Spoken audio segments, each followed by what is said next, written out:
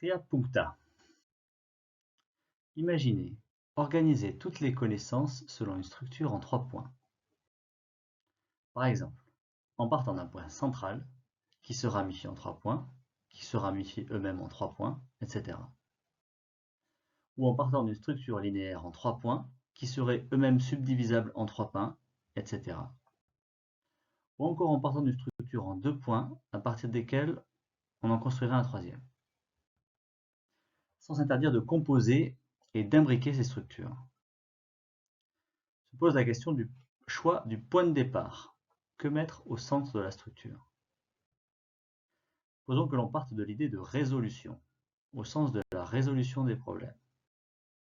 C'est l'idée que je prends de ce philosophe, Karl Popper. Fixons quelques principes de travail. 3, bien entendu. Principe 1. Accepter d'emblée toute l'imperfection du résultat futur et assumer le choix de la simplification et donc le risque du simplisme. Principe 2.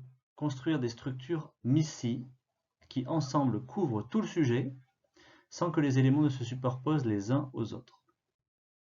Principe 3.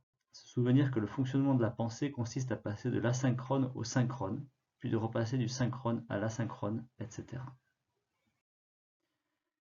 Construisons le cœur de notre structure. Supposons que pour résoudre, il faut commencer par se créer une représentation du problème, des moyens de le résoudre et de la situation désirée. Il faut donc un modèle. Supposons ensuite qu'il faut une méthode de résolution. Supposons enfin que pour choisir à quel problème s'attaquer et dans quel ordre, il faut un système de valeurs et donc une éthique. Voilà le cœur de notre système de la connaissance. Ajoutons à ce cœur qu'il doit avoir une origine et une fin. Supposons que son origine se trouve dans l'histoire et que sa fin dans la pratique de l'art. Voilà le programme. C'est un bon programme.